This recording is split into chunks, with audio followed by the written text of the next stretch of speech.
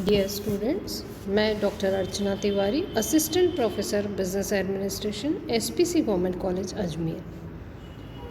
आज का हमारा टॉपिक है टेक्निक्स और मेथड्स ऑफ इन्वेंट्री कंट्रोल, यानी कि स्कंद नियंत्रण की तकनीकें या विधियाँ।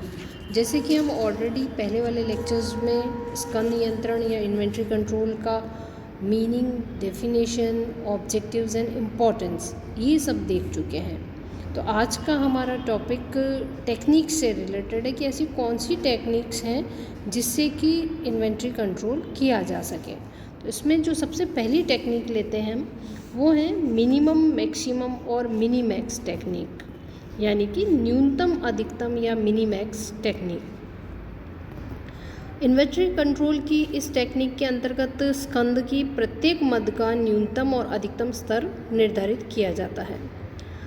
इन्वेंट्री कंट्रोल के पॉइंट ऑफ व्यू से मैनेजर्स को केवल यही देखना होता है कि स्टॉक का या इन्वेंट्री का स्तर निर्धारित न्यूनतम स्तर से कम नहीं हो और अधिकतम स्तर से अधिक नहीं हो।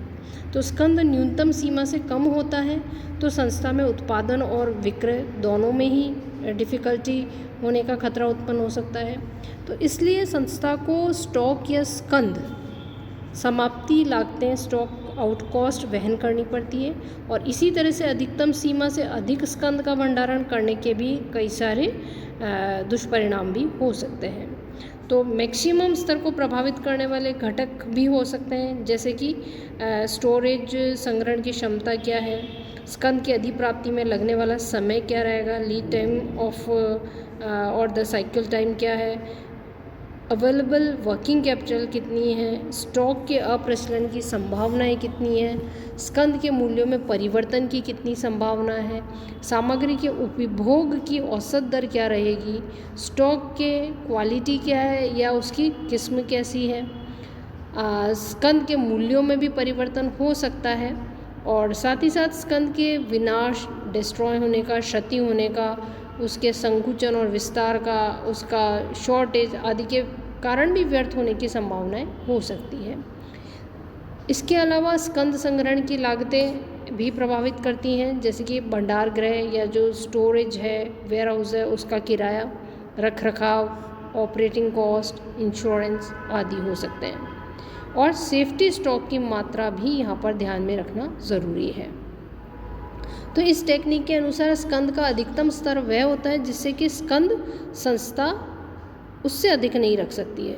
अधिकतम स्कंद स्तर की गणना एक फॉर्मूला के द्वारा की जा सकती है, और फॉर्मूला क्या है, maximum level is equal to reorder level plus reorder quantity minus minimum consumption rate into minimum reorder period, यानी कि minimum level is equal to minimum level plus EOQ। तो मिनिमम लेवल क्या है, मिनिमम, जैसे कि अभी हमने मैक्सिमम लेवल तो देख ही लिया था, मैक्सिमम लेवल के अलावा मिनिमम लेवल को भी प्रभावित करने वाले कुछ घटक हो सकते हैं। और स्कंद के न्यूनतम स्तर से तात्पर्य स्कंद के उस स्तर से है जो सदैव भंडारगृह में रखा जाता है, और इन्वेंट्री को इस स्तर से नीचे नहीं गिरने दिया जाता है। तो मिनिमम लेवल किन बातों को ध्यान में रखकर किया जाता है कि स्कंद की औसत उपभोग दर कितनी है,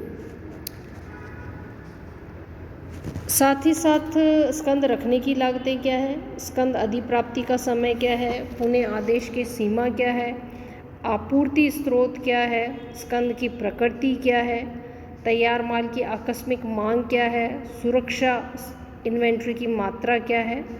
तो ये सब बातें इसको प्रभावित करती हैं।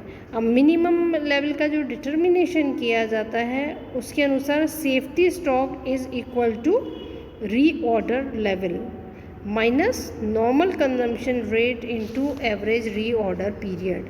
और अगर दूसरे शब्दों में हम देखें तो minimum level is equal to safety stock is equal to reorder level minus normal usage during lead time. तो दोनों ही बातों को ध्यान में रखना ज़रूरी है कि मैक्सिमम लेवल कितना है और मिनिमम लेवल कितना है, और उसके अनुसार औसत स्टॉक या औसत पुनः आदेश की गणना भी की जाती है। अब रीऑर्डर पॉइंट वैल्यू जो है वो भी इसके अंतर्गत देखा जा सकता है। तो औसत स्टॉक जो है डिटर्मिनेशन ऑफ रीऑर्डर लेवल, तो रीऑर्डर लेवल क्या हुआ यहाँ पर, maximum consumption into maximum reorder, यानी कि average level is equal to maximum level plus minimum level upon 2, और एवरेज रीऑर्डर हो गया यहाँ पर period is equal to maximum period plus minimum period. तो इस तरह से ये देखना बहुत ही इम्पॉर्टेंट हो सकता है। नेक्स्ट आता है रीऑर्डर पॉइंट टेक्निक हो सकती है, या जो लेवल है, जैसे कि मैंने आपको अभी पहले बताया है कि लेवल भी हो सकता है।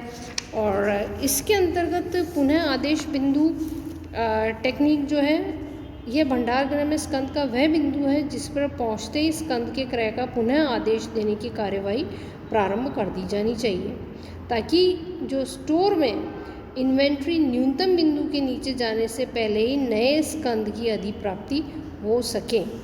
तो पुनः आदेश का स्तर कई बातों या घटकों को ध्यान में रखकर निर्धारित किया जाता है, जैसे कि पहला है लीड टाइम, इसमें ध्यान रखना ज़रूरी है।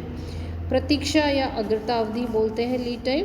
प्रतीक्षा या अग्रता अवधि वह समय है जो स्कंद के आदेश को तैयार करके भेजने, आदेशानुसार स्कंद को प्राप्त करने तथा स्कंद का लेखा करने के बाद उपयोग के लिए उपलब्ध होने में लगता है। तो प्रतीक्षा अवधि की गणना इन तीनों प्रक्रियाओं को लगने में समय को जोड़कर ज्ञात की जा सकती है। दूसरा आता है यूसेज रेट, उपयोग दर। यह स्कंद की वह दर या मात्रा है जो प्रतिदिन कारखाने की निर्माण प्रक्रिया में ग्राहकों को आपूर्ति करने में लगती है। यह दर स्कंद के वार्षिक उपयोग की मात्रा में 360 का भाग देकर की जाती है। जैसे कि फॉर एग्जांपल एक कारखाने में किसी स्कंद मद की 36,000 इकाइयाँ प्रतिवर्ष उपयोग में आती है, तो प्रतिदिन कितनी हुई उपयोग दर, 100 इकाई होगी। साथ ही साथ सेफ्टी स्टॉक को भी ध्यान में रखा जाता है। सुरक्षा स्कंद, व्यवहार में स्कंद की आवश्यकता का सही अनुमान लगाना बहुत कठिन होता है। इसका कारण यह होता है कि स्टॉक की मांग में अचानक से परिवर्तन हो सकता है, इसलिए संस्था में सुरक्षा स्कंद की व्यवस्था की जाती है। और सुरक्षा स्कंद वह अतिरिक्त स्कंद है जो अप्रत्याशित या आकस्मिक परिस्थितियों के लिए आरक्षित रखा जाता है, ताकि निर्माण प्रक्रिया या ग्राहक आपूर्ति में व्यवधान को टाला जा सके।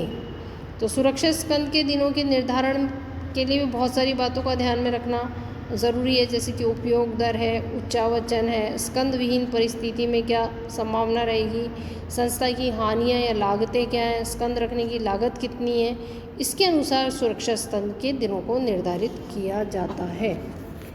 पुनः आदेश बिंदु की गणना करने के लिए एक सूत्र का उपयोग किया जाता है, reorder level is equal to maximum usage into maximum reorder period.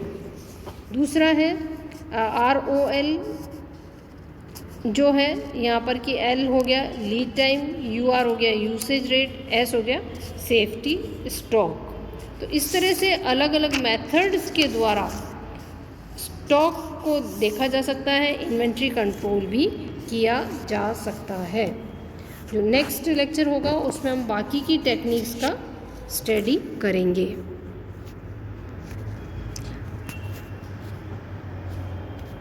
आप इस डायग्राम को देख के अजम्पशन कर सकते हैं कि सेफ्टी लॉक पीरियड कितना है, रीऑर्डर लेवल कितना है, मैक्सिमम मिनिमम कितना है। तो ये इसको देखने से हमें ज्ञात हो सकता है।